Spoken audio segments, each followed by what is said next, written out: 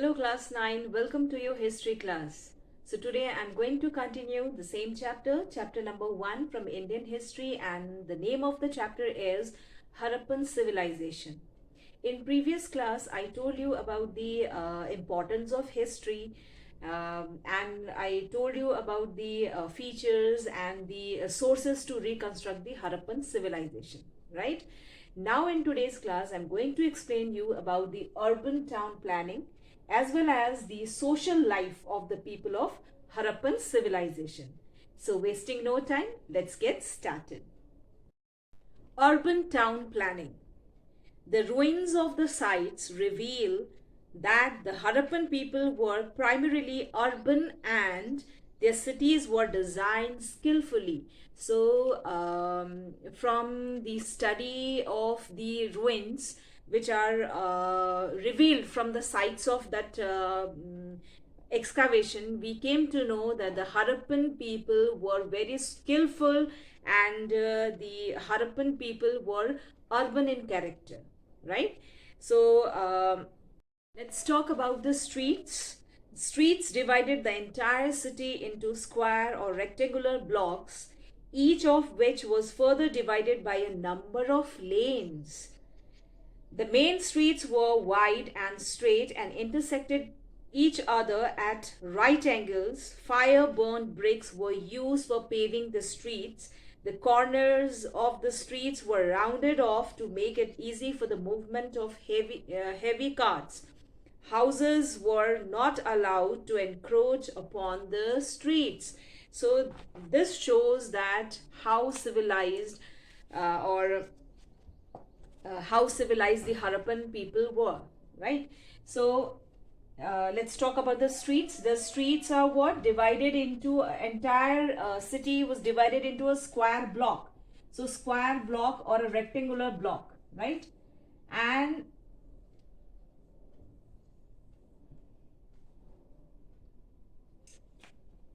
square block or rectangular block. Now each of which was further divided by number of lanes. So number of lanes means like this. Passage between these blocks. So these are lanes, right? Now the main streets were wide enough and straight and intersected each other at right angles. So the main street means this. So the main street is like this, straight and wide enough, and the corner of the street were rounded off to make it easy for the movement of heavy carts. So the corner means this corner, and here. So the corner is rounded off. Rounded off means like this. It's not pointed. It's a rounded off, which makes the heavy cart move easily, right? And next, houses were not allowed to encroach upon the street. Encroachment means illegally to enter someone's property or someone's land, right? So that cannot be seen those time, right? So from these we can say that the Harappan civilization were more civilized and urban in character, right? Now next is drainage system, drainage pattern. One of the unique features of the Harappan civilization or the city was its elaborate drainage system. A brick-lined drainage channel flowed alongside every street. The house drains were connected to the underground main drains, and the drains were provided with manholes at the regular intervals for the proper inspections and cleaning. The provision of such a systematic drainage system in every city shows that the people paid great attention to the sanitation, means cleanliness, and health. Their concern about sanitation is worthy of admiration. So through the drainage system also through the study of their drainage system also, we can say that the Harappan civilization or the Harappan people were very civilized, very urban in character, as well as they took care of or they took attention to the to sanitation and health, right?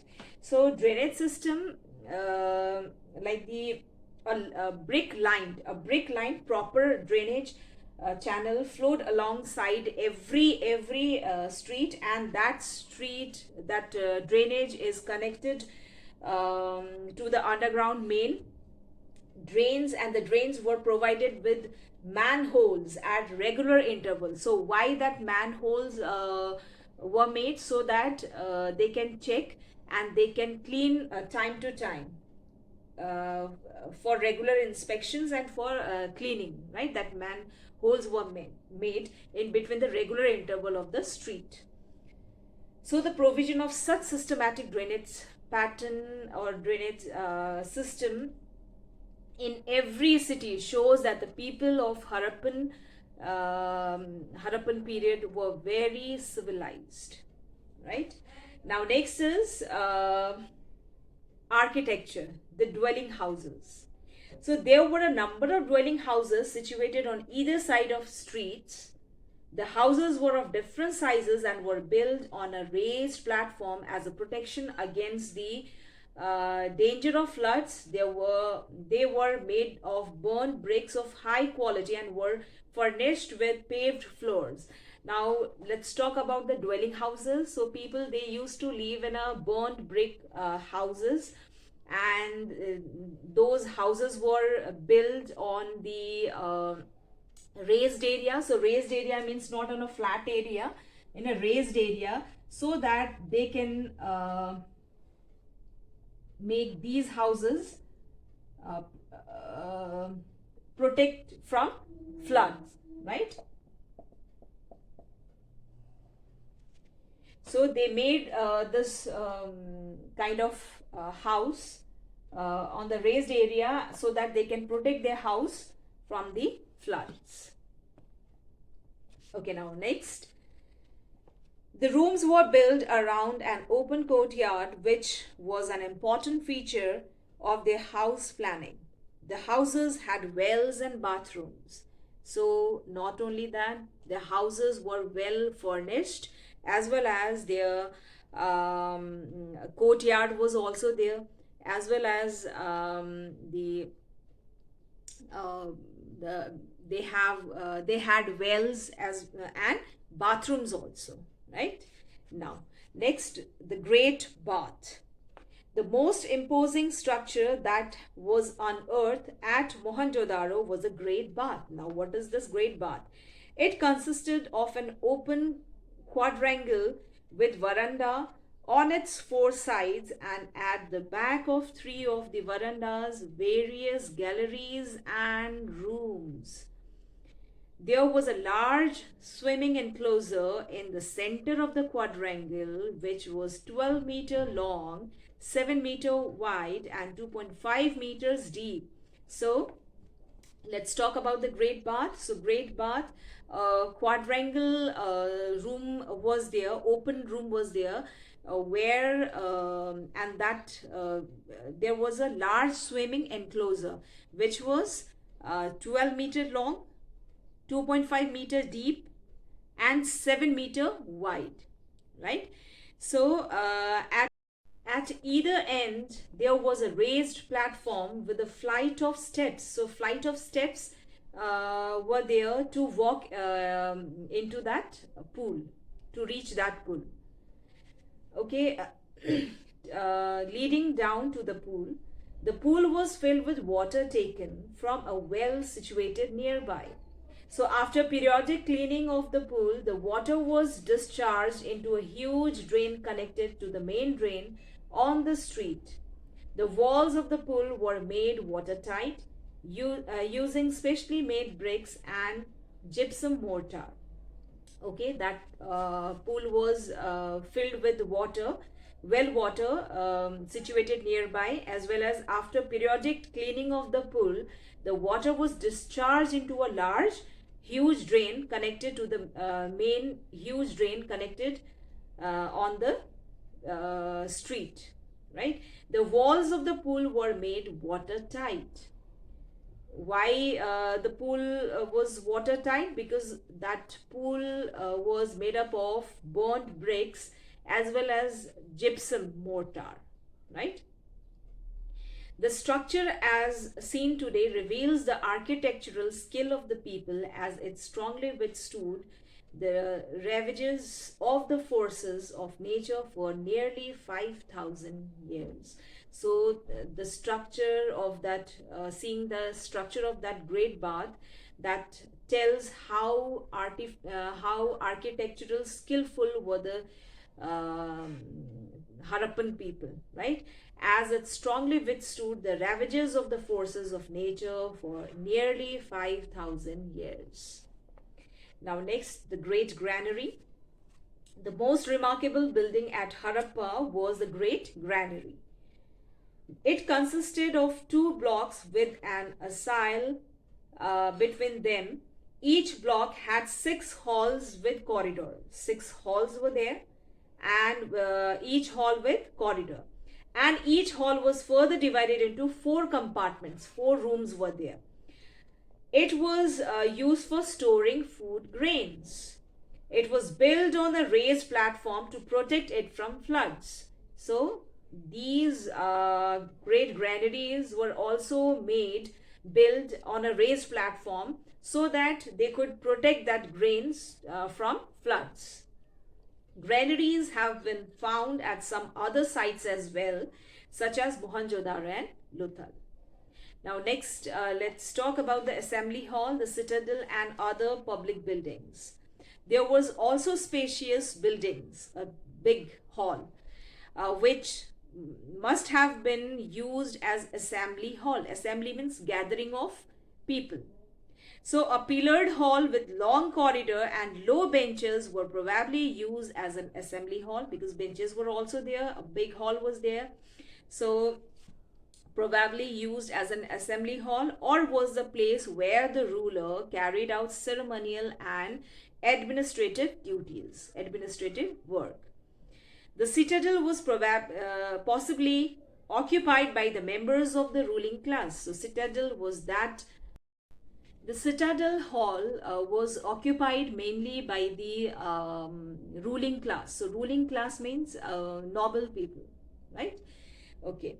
Now next, of the other public buildings, something resembling the marketplace and a group of cottages, martial like a military cantonment, deserve attention. That means the cottages, the market and the cottages were so beautifully arranged that they looked like a military barrack, military cantonment, right?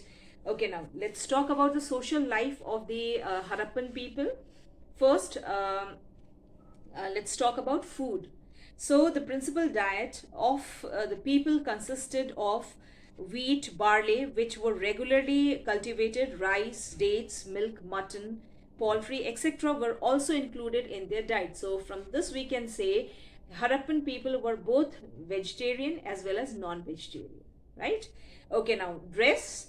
The people wore simple dress. Men used 2 pieces of cloth, the upper garment with a shawl which was drawn over the left shoulder, and under the right arm the lower garment resembled a modern dhoti.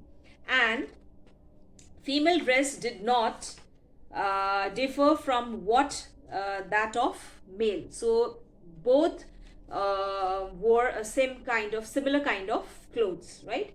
So women used a linen cloth bound by a girdle. Girdle means it's a only the difference in like the women of Harappan civilization, they wore a belt around their waist, right? So that is called a girdle, right?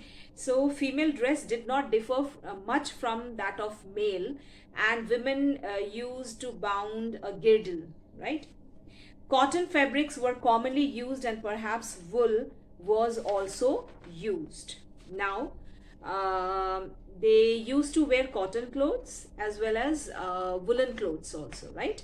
So now next we have ornaments. Ornaments were worn by both men and women, rich and poor. Gold, silver, copper, and other well known metals and precious stones were used for making various ornaments of different designs, such as necklaces, finger rings, and armlets. Armlets means they used to wear here, armlets, right? So, men and women, whether they were poor, rich, means men, women, rich, poor, all they used to wear ornaments, right? Now, now next we have economic life. So economic life related to the money, right? So economic life means what were the occupations of the Harappan people to sustain their life, to earn money, what they did. So first of all, the main occupation of the Harappan people was agriculture.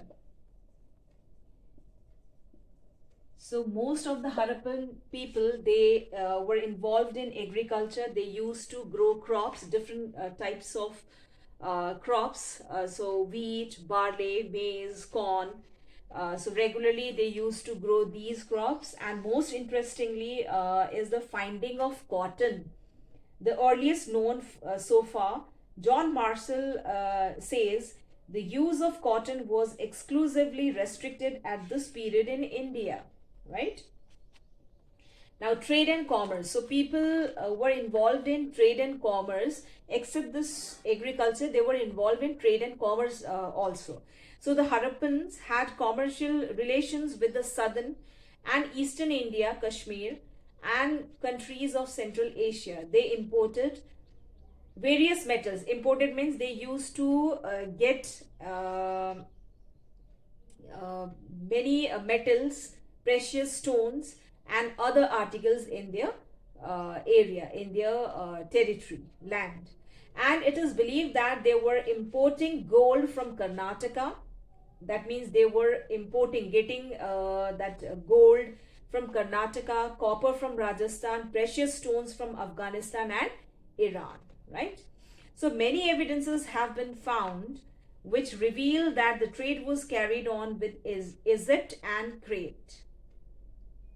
Objects of Sumerian origin found at the Indus sites further indicate that there were trade relations between these countries. So various evidences they got, from which we come to know that they had a very good friendly relations or a trade relations with the other countries. Trade needs uniform weight and measures. There is evidence that the Harappan people used sets of cubical stones for weighing, right?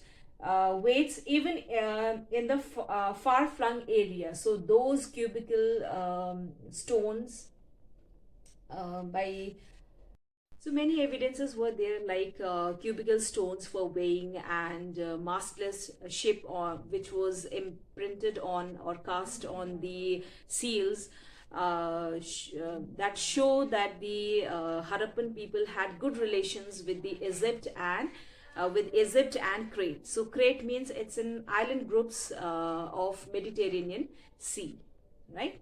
So not only that, the trade was also carried out on both by land route and sea route, right, children? Okay. So that's all for the day. We'll soon meet in the next video. Till then, stay safe, stay healthy. Thank you.